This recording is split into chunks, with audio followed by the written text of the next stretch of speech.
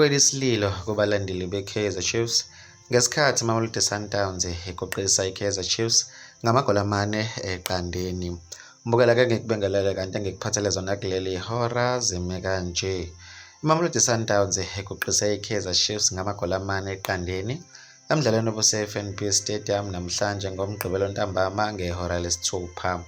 Mbukela esombeni sokuqala kungakapheli ngisho nemizuzu engakanani, iMamelodi Sundowns ithole ipenalty ngomzuzu ka-14, uRenas walivalela enethini.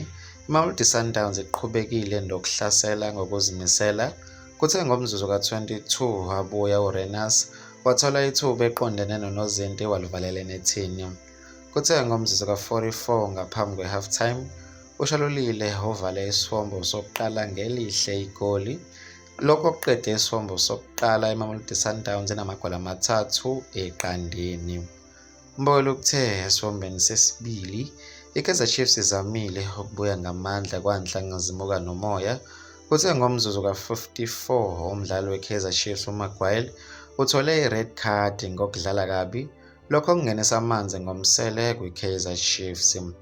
Mbukela inkundla ivalwe ngumdawu ngomzuzu ka-61 washaya igoli likaMaduma ezandla, lokho kuqede lo mdlalo iMamelodi Sundowns inamagoli 4-0.